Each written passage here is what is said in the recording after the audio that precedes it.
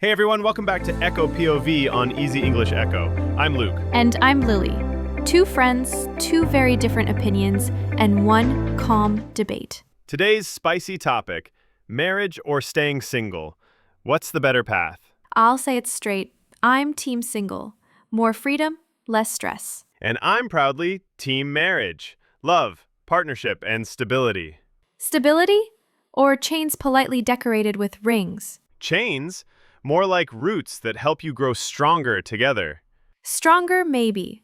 But some roots also trap you in the same spot. Not if both people keep watering the relationship with care. Or one waters, the other forgets, and the whole plant dies. True, but marriage is about teamwork, not perfect balance every day. Teamwork sounds nice, but I've seen teams that argue more than play. That happens, but single life has its lonely nights too. Lonely nights I can fill with books, friends, and freedom to travel. But imagine coming home and sharing stories with your partner daily. I'd rather share them with different people, not the same face forever. Ouch. But isn't long-term love worth the effort? For some, yes. But marriage isn't a magic guarantee of love. Neither is staying single a guarantee of happiness. Fair point. But being single means I design my life, no compromises. Marriage is designing a life together. Two hands, double the strength. Or double the conflict when visions don't match. That's why communication matters more than romance alone. And yet so many married couples stop communicating after year 5. Some do, but others grow even closer after challenges. You sound hopeful. But what about the rising divorce rates? Every risk exists, but so do millions of happy, long marriages. And millions of singles thriving, free from messy divorces. But you can't ignore the benefits. Shared finances, emotional support. Shared finances also means shared debts, by the way. True, but also shared dreams. Buying a house, raising kids. Kids don't require marriage. Families come in many shapes now. I agree, but marriage often provides a more stable foundation for kids. Or it teaches them to copy unhealthy patterns if the marriage fails. Then the real issue isn't marriage itself, but the way people handle it. Same with single life. It's not perfect, but it's empowering. So marriage empowers through unity, single life empowers through independence. Nicely put.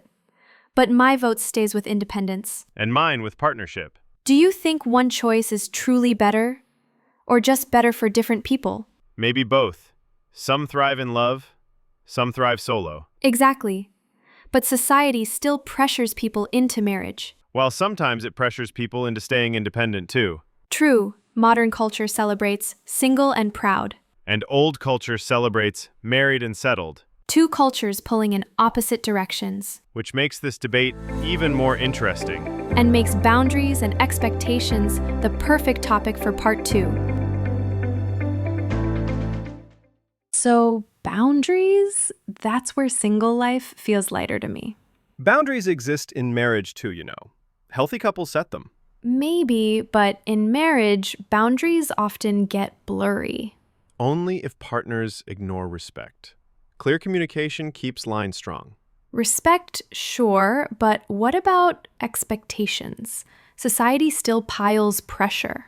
True, but expectations can also guide people, like a map for life. Or a cage locking people into roles they never chose.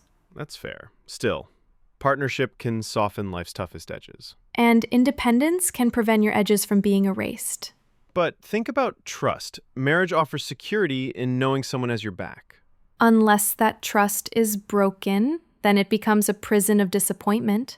Single people can be betrayed too just by friends instead of partners. Betrayal hurts, yes, but at least you don't share a mortgage with friends. Point taken. Yet, shared responsibilities can also build deep loyalty. Or heavy chains that keep you from chasing your dreams. I see them as anchors, keeping you steady in storms. And I see them as anchors that sometimes drag you down. That's the paradox. Same symbol, two meanings. Exactly. It depends on whether you love the weight or resent it. But don't you think humans are wired for connection? Absolutely. But connection doesn't always equal marriage. Still, marriage gives connection a formal, lasting shape. And single life gives connection flexibility. Friends today travel Lucaro. What about old age, though? Marriage means not facing it alone. Unless your partner leaves or passes first, then what? Then at least you shared a life together, not just solitude. Some people prefer solitude to risking heartbreak. But avoiding risk also avoids potential joy. And chasing joy sometimes creates more pain. You're painting marriage as pain, but it can be comfort too. And you're painting single life as empty, but it can be rich too. Maybe the truth is both have shadows and sunshine. That's a fair middle ground. So maybe expectations should shift from which is better to which is better for me. Yes, personal choice, not social pressure.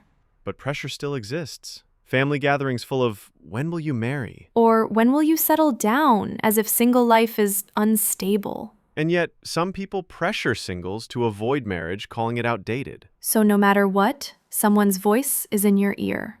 Which means boundaries aren't just personal, they're cultural too. Exactly. Protecting your choices from outside noise is key. Whether that choice is a wedding ring or a passport stamp. Nicely said. Both can symbolize commitment, one to a partner, one to yourself. I like that. A ring or a passport. Each tells a story.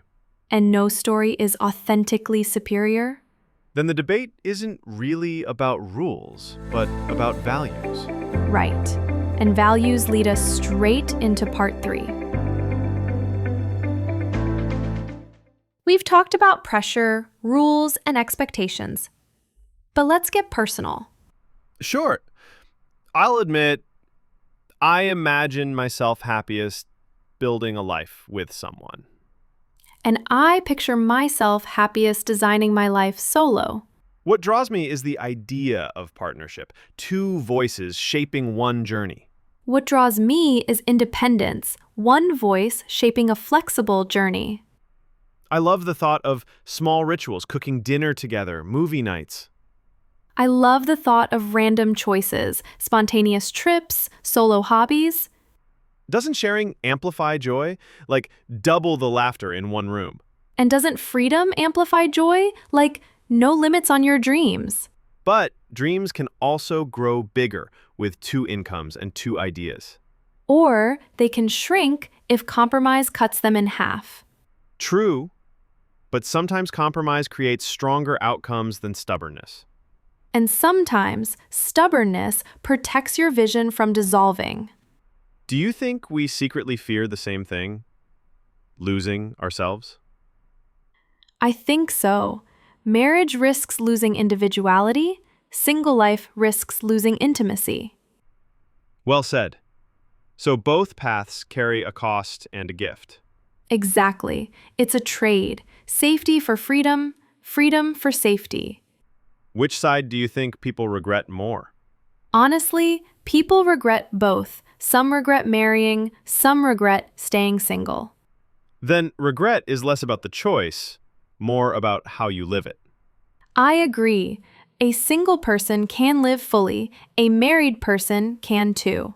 And both can also waste their chance if they don't nurture it. So the secret isn't marriage or single, it's intentional living. Yes, choosing consciously, not just following pressure or fear. Sometimes I feel society frames it like a battle, single versus married. When maybe it's more like two doors, each opens to different adventures. Adventures shaped by values, timing, and personality. And no door is permanently locked. You can change your path later. Right, marriage can end, singles can marry. Life keeps shifting. Which means flexibility is more important than labels. And honesty with yourself and with others. So, if you marry, do it because you truly want it. And if you stay single, embrace it without shame. I like that. Both choices deserve respect. Respect and also curiosity. We can learn from each other's paths. So, I can admire your independence, even if I choose marriage. And I can admire your partnership dream, even if I choose single. That feels like the real balance. Celebrating difference, not proving one right. Exactly. Life isn't a debate stage, it's a canvas. Nicely poetic. Did you rehearse that? Nope, it just flowed. See, freedom inspires creativity. And partnership inspires cheesy compliments. Fair enough. Maybe both inspire laughter. And laughter, I'd say, is universal. Whether single or married, laughter keeps life light. Which makes this the perfect place to wrap up. Thanks for watching Echo POV on Easy English Echo, where every side echoes. And where the answer is never one size fits all. See you next time.